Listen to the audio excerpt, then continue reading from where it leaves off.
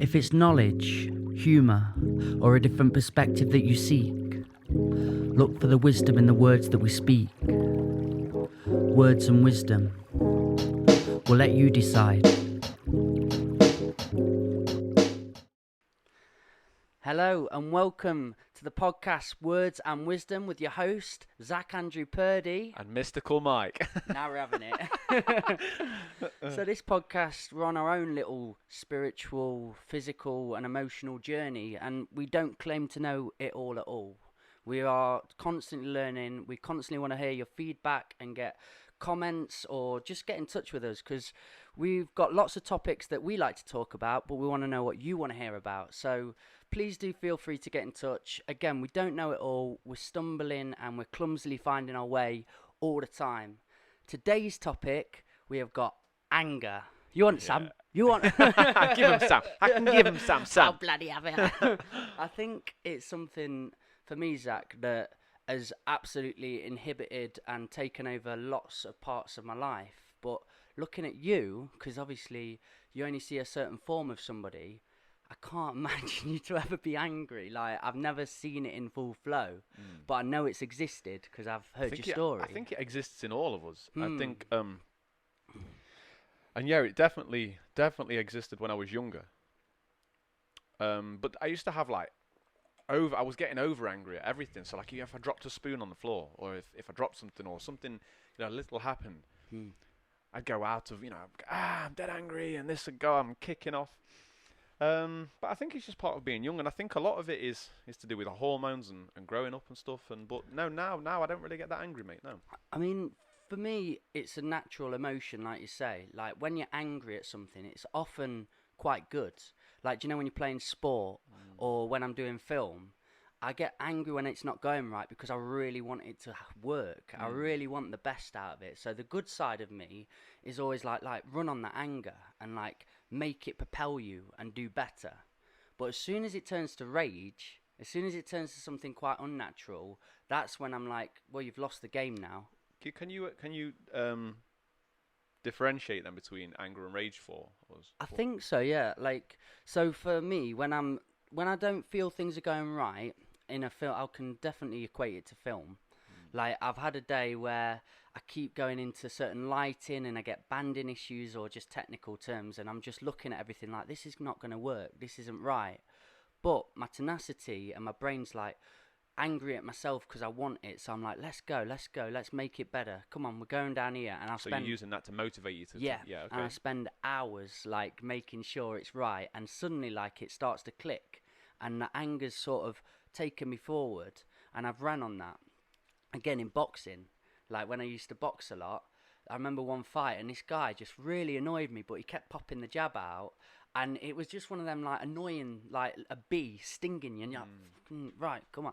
But I'd either go really clumsy and get rageful and just try and kill him, and I kept getting popped off, or I was like, right, tuck in, breathe, but I was still angry. It didn't just decimate and disappear and wasn't there.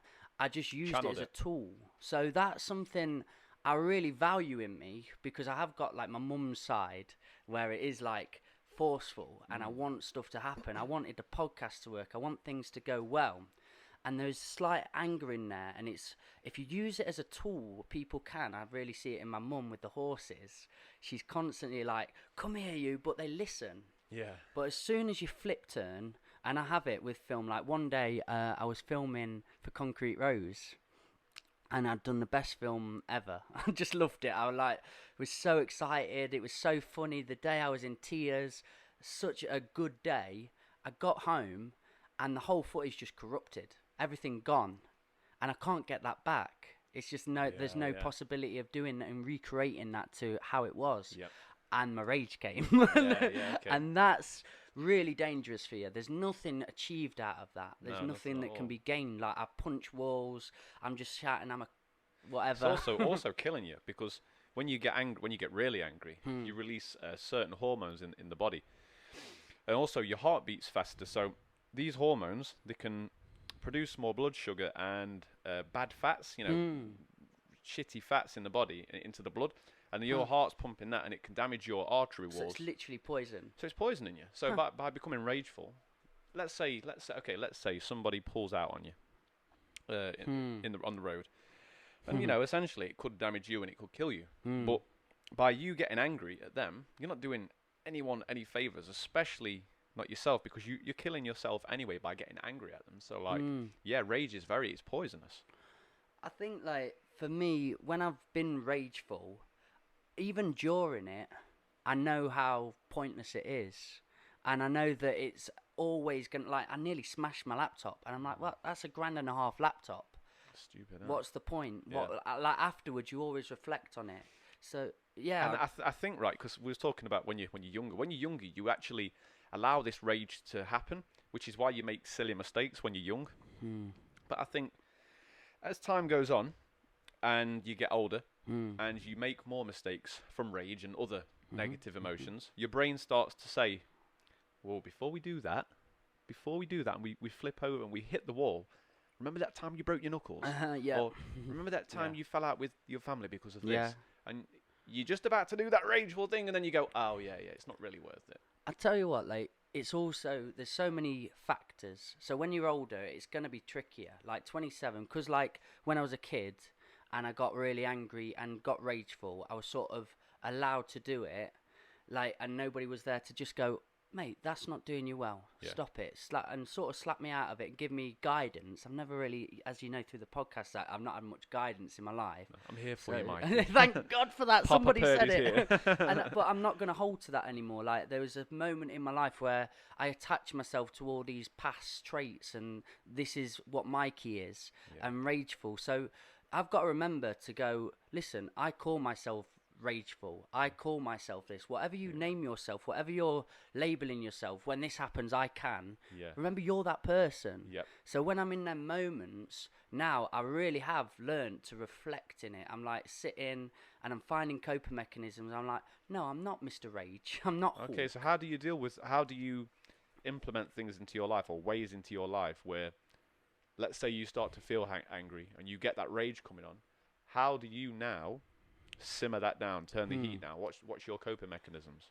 So I've tried breathing, and I think that is very good. Breathing? Yeah, I'll teach you now. Yep, so breathing in the moment. I know it's again very cliche or like stereotypical thing to say, but just in that moment, I'm like, breathe it through, but then I can feel it sort of still bubbling. So I'm like, right, I'm not a Zen master yet. I'm not quite there. I need other techniques and other mechanisms, because this isn't working at the minute. Because I feel myself just stewing up and thinking, my brain goes, yeah, but you should have done it right. Yeah.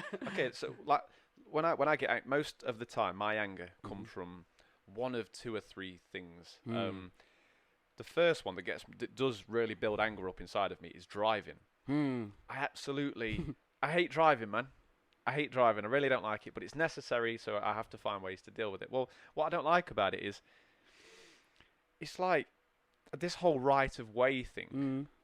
We're all on the same road, literally, with the same intention. We want to get from A to B, and we want to get there safe. We are all living that same kind of life. Yet we all seem, as soon as we get in a car, it's like robot wars, mate. Everyone's against each other. It's like, but you're putting each other's lives at risk, all because your ego, and I believe anger stems from ego. Yeah, I do. So your ego's saying, oh, this is my right of way, or that's my part of the road. And it's like, then you get this fuel inside of you, that anger, and then you're going up their arse, and you're risking your life, all for what? Because your ego says that you deserve a part of the road. So I have to kind of think about that, but it still comes up inside of me. So what I do is generally I'll sit back at least 3 cars lengths, like more than enough, so that, because I find if I'm up someone's arse, I'm aggravating myself by being there. I'm like, oh, this person needs to move. Like, no, take a step. And as soon as I pull back, my brain says, oh, I've got all this road in front of me. And I relax a little bit, and and I'll sit a different way. Instead of being like this, I'll sit back and just relax, and just adopt the body language that I want to feel mentally. So I adopt that.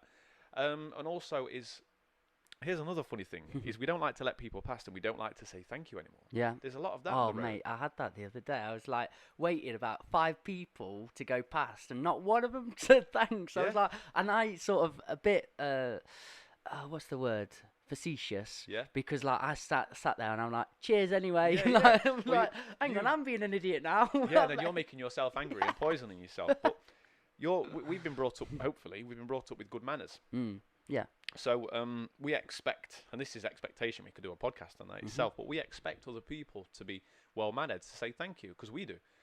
And, well, the expectation itself causes us unhappiness, but what I'm trying to say is when we say thank you to the other person, we actually get like a dopamine release, a serotonin release, endorphin, because we've done something good and we feel good. So you go, oh, thank you, and you smile. Now here's the other thing, is when you say thank you and smile and they don't reciprocate it, then you get angry again. So we just need to, I think it's just expectations, man. We need to stop expecting so much of everything. Like, you was talking about when this doesn't work, you're expecting it to work, and if it doesn't, you're getting angry. I'm looking at, like, again, people we like and podcasts I like, Jocko or whoever, and I'm like, theirs is perfect. I'm playing up now. But again, I forget about all the trials and tribulations and tasks they've had to go on, and I'm just basing myself on an expected perfect form. And you're setting your expectations too high. Like, I try not to expect anything of anyone. That's kind of my motto, is don't expect anything from anybody. That way you can't get angry.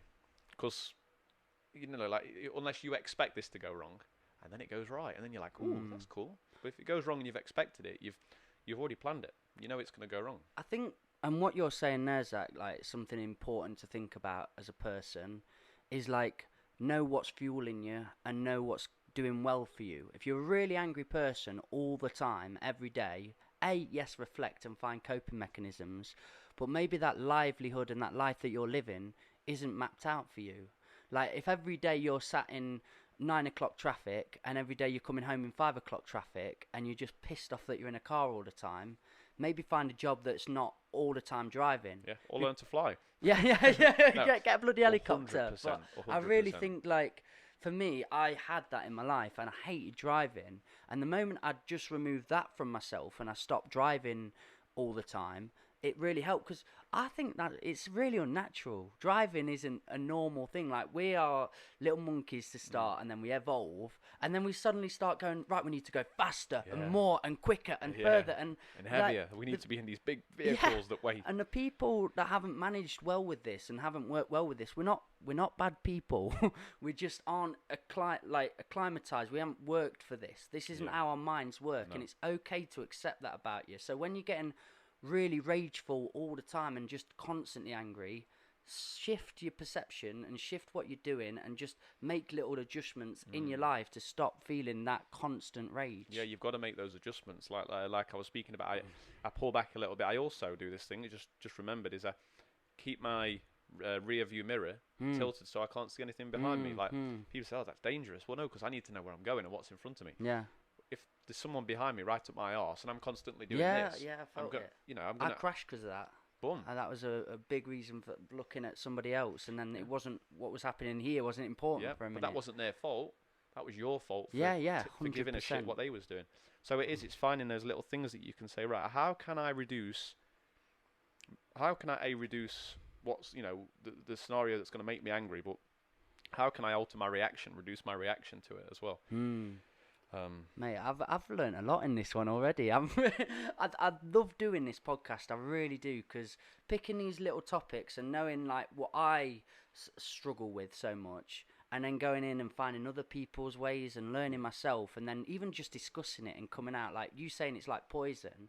I am gonna think of that when I'm going into that place, and it's like, why am I want to kill myself off so early? Why do I want to feel that? And having that thought in your head, like that you are killing yourself by being angry at other people, it helps you to stop becoming angry, because we're selfish people, selfish humans. So little things like that. Like, there was a simple quote, and it was like, having anger towards somebody else is like drinking poison and expecting them to die. Yeah. Somebody said that to me once, and I was like, why am I getting worked up at that situation with that person when they're getting none of this feeling? So you could be sat at home simmering, feeling like, oh, they've really let me down. They've done all that, and They all ha- you're doing is hurting yourself. You're hurting yourself, and they're having a great They're time. somewhere else, just like having a little ice cream in this Oh, of hand, course, hat off mate. in this hand. Yeah, 100%. Not even man. thinking about you twice. Hmm. So also, I want to talk about aggression and anger. Hmm. Like if you don't take a dog out for a walk, Mhm. what's going to happen? If you don't get him exercising, what's going to happen? He's going to get this build-up of energy inside his body, and he's going to become aggressive eventually. It's the same thing with humans. We get angry, and we're like, why am I so angry all the time? Well, you've not got an outlet. Yeah. Oh, that's a good stumble, man. You've not got an outlet. So like, you've done boxing. Yeah. I've done a bit of boxing. I've worked out. And I find if I don't work out for a few days, like I haven't worked out for 4 days because I'm resting at the minute, and I feel this energy inside of me, and I was driving here this morning, and I'm frustrated at everything. So we need to let that energy out somehow. That's I think big, man. People don't do that enough. I tell you what, genuinely, just when I got into music, I stopped doing the gym so much. I just didn't bother. I thought, I've got this now. But like, I did start to like get little moments of building up anger or building up just bad thought pattern, just constant, whatever it was. I went back into the gym. I just thought, that was something that used to help me. But I did a HIIT class one time. And I remember, like, I'd absolutely caned it. I'd, like, sweat, like, that sweat where you're just like, whoa. I got home, and, like, I think something happened. Like, it was like my laptop wouldn't turn on or whatever. And something that would really irritate me because I want to forward my life. I want to forward my career. I'm like, come on, usually. I was just so knackered with the HIIT training. I just couldn't be bothered to get angry because I was like, it's all right. I'm going to watch South Park now, have some nice food. And in the morning, guess what? It works. It's back, and things change and things get better. And if in that moment I'd have smashed everything up, got really angry, I've achieved nothing literally nothing. And we've got to start making better decisions like that. And a lot of that comes from the prefrontal cortex in the brain.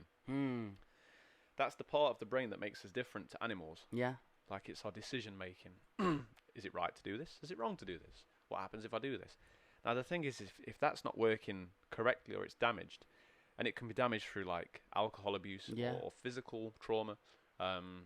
You can be born with, an underactive sort of prefrontal cortex kind of thing. So just only dissecting that, like, people with like head trauma, is that like the bit that's usually affected? When I'm really into like conspiracy theories and stuff, is that usually the part that goes first, or is it just like lots I guess it would depend on where the damage is done on the brain. Okay. I guess if you get hit around the back of the head. Yeah, that's a interesting one. That's but when the front, so I think my mum's dad, my granddad, I never met him, you see, but he had a brain tumor, and apparently he was getting really aggressive all the time and everything, like and he's not an aggressive man.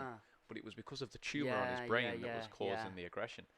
So sometimes we have to kind of question that as well. And, if you've ever had any, or if you're dealing with someone that's angry, have they got any underlying conditions that's causing them to do that? And it's not actually them. That's big. Yeah, that's important to think about. And, like, when you have to think of it in two sides of the fence. When somebody is really always playing up, it's not because they want to.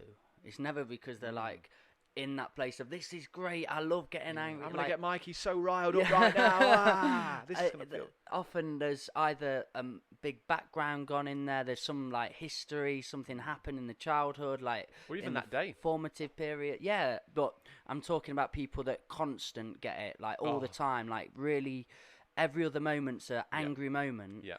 If you don't give empathy, if you don't give like sympathy towards that person and go, bloody hell, like... that can't be a nice body to be in. Of course, or a nice life to live. I don't know if my mum watches these, but I love her to pieces. I respect the hell out of her, what she achieves, and she's amazing. Yeah. But she has got like conditions or pre-existing narratives where she really knows how to flip one and go crazy. But it's got to where she's got to.